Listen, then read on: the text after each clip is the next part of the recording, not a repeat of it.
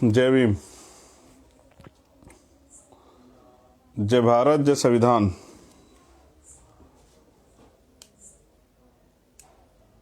और आज 3 दिसंबर मेरे जन्मदिन के अवसर पे कुछ ज़रूरी बात अपनी आप लोगों के बीच रखने के लिए मैं लाइव हूँ।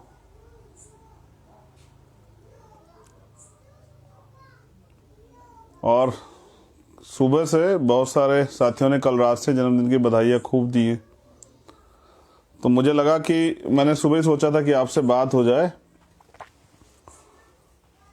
पूरे देश में कोई ऐसा प्रदेश नहीं जहाँ से, कोई ऐसा जिला नहीं जहाँ से हमारे साथियों ने बधाई संदेश नहीं भेजे हैं। तो करुणा के सागर तथागत गौतम बुद्ध,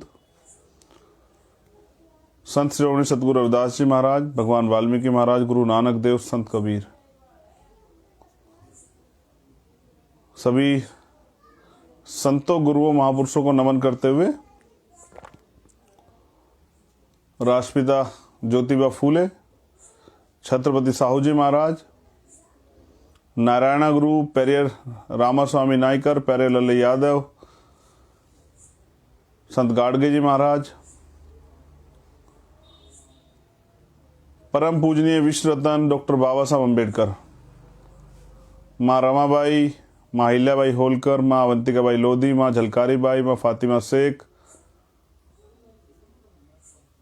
माँ सावित्रीबाई फूले, माँ फूलन देवी, माँ उदा देवी पासी, आप सभी वीरांगनाओं को भी नमन करता हूँ। बाबू जगदेव प्रसाद कुशवाहा, जननायक कपूरी ठाकुर, सर छोटू राम, कोतवाल धन सिंह गुर्जर, और नमन करता हूँ मान्यवर दीना भाना वाल्मीकि साहब को। नमन करता हूँ आज़ादी के आंदोलन में शहीद हुए सरदार करतार सिंह सराबा, शहीद आजम सरदार भगत सिंह, अशफाक उल्लाह खां, वीर अब्दुल हमीद, शहीद सुखदेव जी, चंद्रशेखर आज़ाद, और मेरे रहबर मान्यवर साहब श्री काशीराम। आप भीम आर्मी, आज़ाद समाज पार्टी और बहुजन समाज के सभी साथियों को भी मैं धन्यवाद देता हूं। आज लाइव मैं इसलिए हूं कि आप सब लोग मेरे लिए मंगल कामनाएं भेंट कर रहे हैं और बड़े खुश हैं और आशान्वित हैं कि भाई जो आंदोलन राष्ट्रपिता ज्योतिबा फूले ने चलाया, जो आंदोलन उससे पहले तथागत बुद्ध, सतगुरु रविदास, भगवान वाल्मीकि, गुरु नानक देव, संत कबीर ने चलाया, जो आंदोलन राष्ट्रपिता ज्योतिबा फूले के बाद छत्रपति साहू जी महाराज, उनके जाने के बाद बाबा साहब अम्बेडकर और मान्यवर काशीराम साहब ने चलाया, उस आंदोलन को आप आगे बढ़ता देखना चाहते हैं। इसलिए आप सब लोग बहुत आशावादी और उम्मीद के नज़रिए से भीम आर्मी और आज़ाद समाज पार्टी के लोगों के साथ जुड़े हैं और काम कर रहे हैं।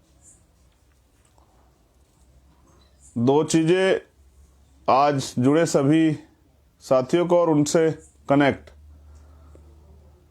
जो साथी हैं जो बाद में सोशल मीडिया के जरिए, ट्विटर के जरिए, फेसबुक के जरिए, यूट्यूब के जरिए से आंदोलन को, इस बात को सुनेंगे,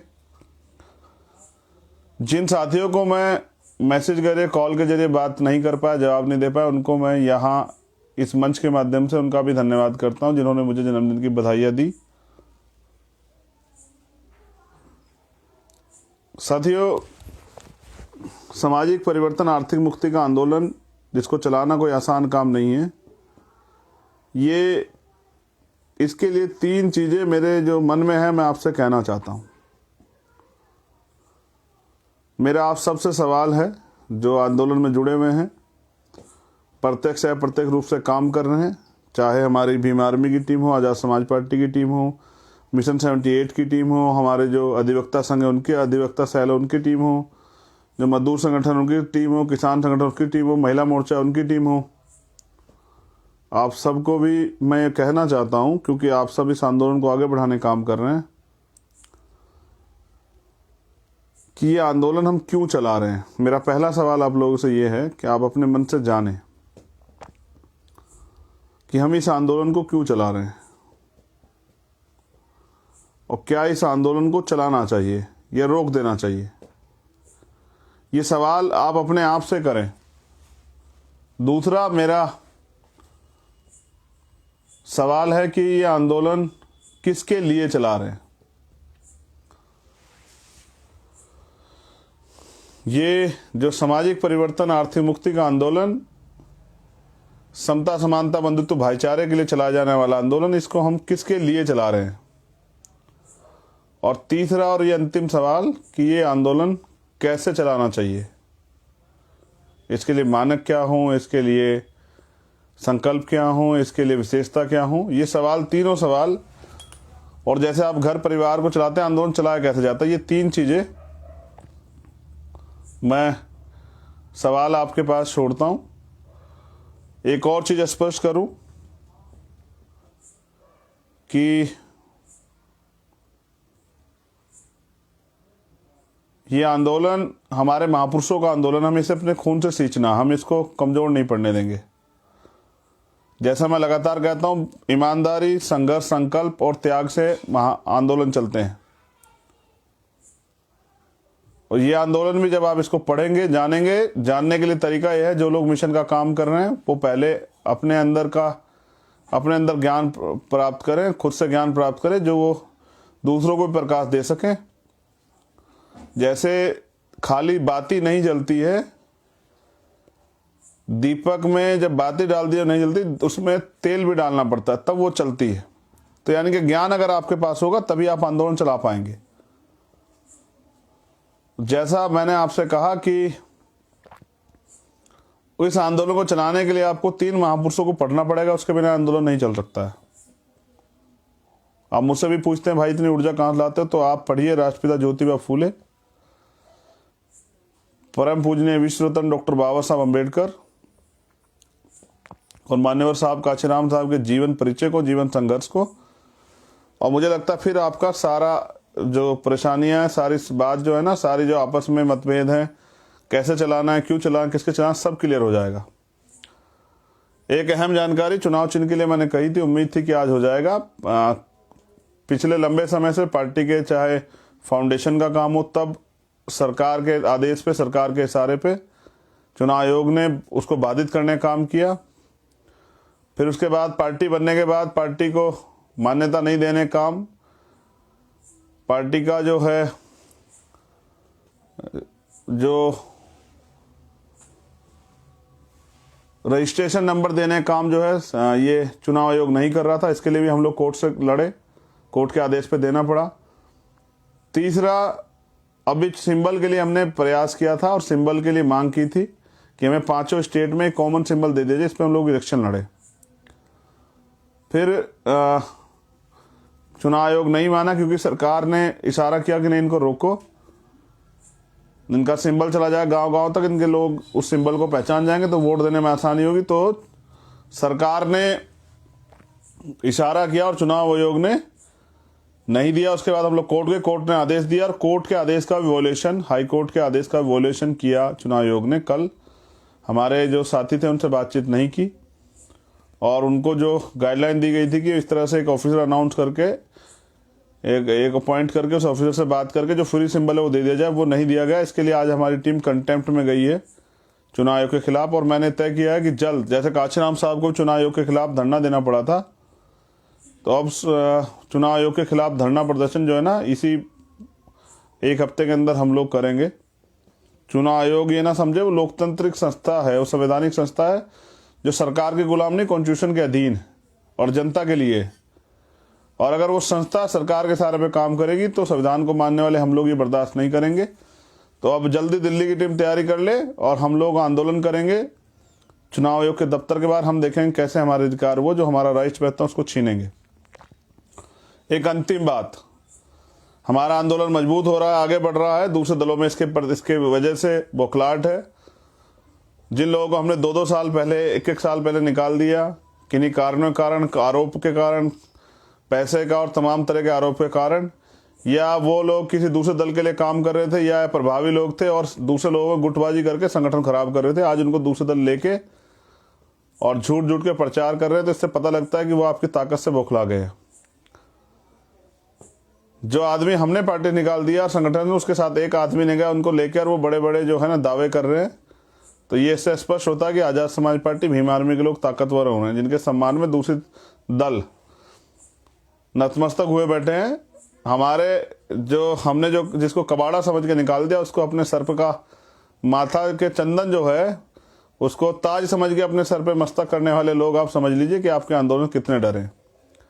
और वो झूठ भी फैला रहे हैं कि भाई चंद्रशेखर जी भी जो है ना किसी दल में को ज्वाइन कर लेंगे, अपने दल का विलय करा देंगे कुछ और। तो मैं आज आपके सामने अपने जन्मदिन के अवसर पे ये कमिटमेंट करता हूँ कि मैं पहले भीम आर्मी का एक कार्यकर्ता हूँ, आज़ाद समाज पार्टी का कार्यकर्ता हूँ। जब जो पार्टी जिस गाइडलाइन पे, जिस दिशा निर्देश पे काम करेंगे उस पर काम करूँगा। समाज जिस दिशा निर्देश पे कहेगा उस पर काम करूँगा। दूसरा, मैं किसी दूसरे दल का चवन्नी का मेंबर भी कभी नहीं बनूंगा। हमारा दल है आज़ाद समाज पार्टी, हमारा घर है, हमारी जो है हमारा आंदोलन है, हमारी माँ है भीम आर्मी, जिसको हमने अपने खून पसीने सींचा, हम उसको आगे बढ़ाने का काम करेंगे। और कोई दल मुझे प्राइम मिनिस्टर भी बनाएगा तो भी मैं किसी दल में नहीं जाऊंगा। पद तो बहुत दूर की बात है, प्रतिनिधित्व तो बहुत दूर की बात है। चुनावी गठबंधन किसी भी दल से अपनी शर्तों पे हो सकता है, लेकिन किसी दल का मेंबर मैं नहीं बनूंगा। हमारा दल आज़ाद समाज पार्टी है, हमारा संगठन भीम आर्मी, और हम इसी के मेंबर रहेंगे। यह आंदोलन है सामाजिक परिवर्तन, आर्थिक मुक्ति का आंदोलन, समता समानता बंधुत्व भाईचारे का आंदोलन, बाबा साहब अम्बेडकर के त्याग बलिदान का आंदोलन, ज्योतिबा फूले के अपमान, साहू जी के सामाजिक न्याय और मान्यवर काशीराम साहब के जीवन बलिदान का आंदोलन है। मैं अपने जीवन के अंतिम समय तक, आज अपने जन्मदिन के अवसर पर आपसे वादा करता हूँ, अपने जीवन के अंतिम समय तक प्रयास करेंगे। हमने 10 साल का एक टारगेट बनाया है कि 10 साल के अंदर हम राजनीतिक सफलता जो बाबा साहब अम्बेडकर काशीराम साहब चाहते करेंगे। और किसी कारण हम उससे अगर आगे पीछे चूक भी जाते हैं, जबकि हम नहीं चूकने वाले, तो भी अगर मैं आखिरी मेंबर भी रहा तो भीम आर्मी आज़ाद समाज पार्टी का रहूंगा। राजनीतिक शक्ति, उसके लिए हम लोग प्रयास कर रहे हैं और 10 साल का एक गाइडलाइन हमने बनाई है। आज जन्मदिन के अवसर पर आपको बता रहा हूँ कि 10 साल तक बिना किसी पद प्रतिष्ठा और अवसर की चाहना किए बगैर मैं इस आंदोलन को घर से छोड़ के मजबूती से चलाऊंगा और लगातार इसी भूमिका को अदा करूंगा एक कार्यकर्ता की, और बहुत मेहनत से इस काम को करूंगा। विश्वास के साथ ये भी कह रहा हूं कि हम ताकतवर होने जा रहे हैं 2022 में।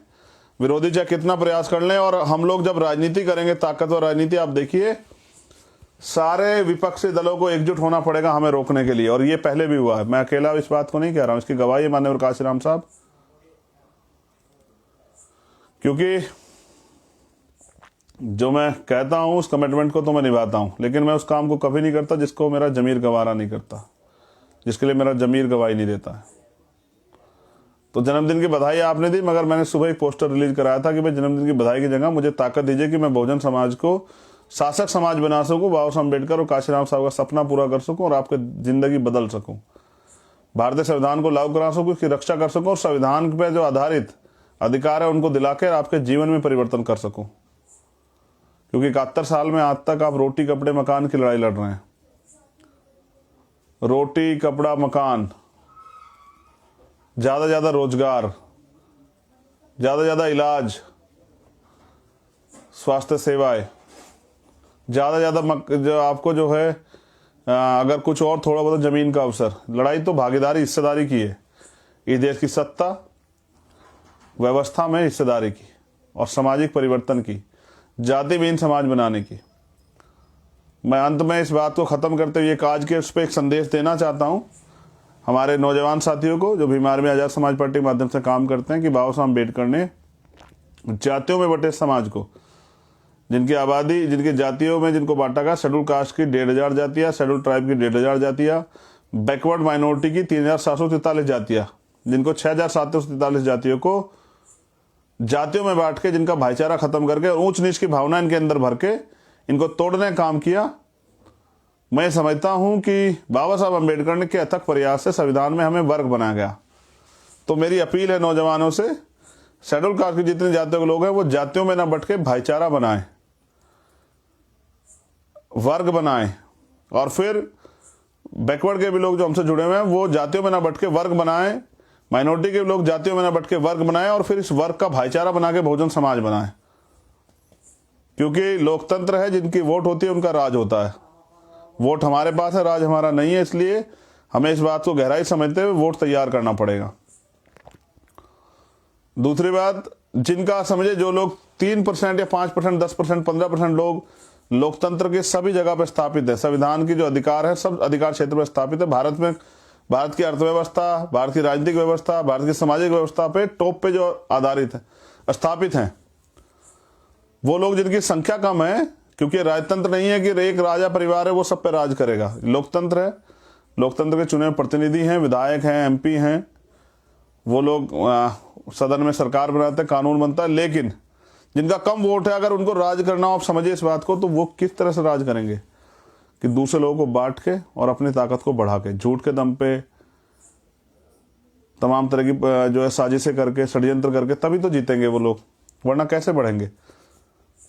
तो इसलिए हमें समझना पड़ेगा कि बिना बहुजन भाईचारा बनाए हम लोग आगे नहीं बढ़ सकते हैं। तो और बहुजन भाईचारा तब बनेगा जब आप schedule caste, schedule tribe, backward, minority के मुद्दों पे काम करोगे, उनके दुख सुख में शामिल होंगे, उनके लिए लड़ोगे। कई लोगों ने, कई संगठनों ने, संस्थाओं ने आज मुझे जन्मदिन की बधाई दी, जिसमें 69 शिक्षक भर्ती के बच्चे भी हैं, SSC GD वाले बच्चे भी हैं, सहारनपुर मेडिकल कॉलेज में जो धरना चल रहा है उसके बच्चे भी हैं, बहनें आई थी। मैं आप सबका धन्यवाद करता हूँ, विश्वास के साथ कहता हूँ आने वाले आपके जो आंदोलन में हम लोग बड़ी मजबूती से खड़े होंगे। 12 तारीख को मैं चित्रकूट आ रहा हूँ, जो प्रतिनिधित्व का एक प्रोग्राम सरदार सेना और उनके साथियों ने चलाया हुआ है, जिसमें पिछड़े वर्ग की जातिवार जनगणना, नहीं सभी की जातिवार जनगणना है, बैकलॉग का मामला, SC/ST OBC के लिए आरक्षण का मामला है, और भी कई सारी मांगे हैं। उनके मांग को समर्थन करने के लिए 12 तारीख को मैं चित्रकूट आ रहा हूँ। कुछ पॉलिटिकल गठबंधन और सब चीज़ों पे भी चर्चा चल रही है, जल्दी वो अनाउंस किए जाएंगे, या जो भी और पार्टी की गाइडलाइन बनेगी मैं उनको आपको बताऊंगा। फिर मैं आपसे कह रहा हूँ कि बहुजन समाज के लोग एकजुट हो जाओ, अगर इस देश में इंसान का जीवन जीना है, यानी कि आपको अधिकार के साथ जीवन जीना, तो एकजुट हो जाओ। जय भीम, जय भारत, जय संविधान, जय लोकतंत्र, जय विज्ञान। और मेरे जन्मदिन के अवसर पर आप सभी के लिए बहुत बहुत मंगल कामनाएं। आप सभी दीर्घायु हों, स्वस्थ रहें और इसी तरह से इस आंदोलन को मजबूत करें। सभी बहनों माताओं को का भी धन्यवाद। जय भीम, जय भारत।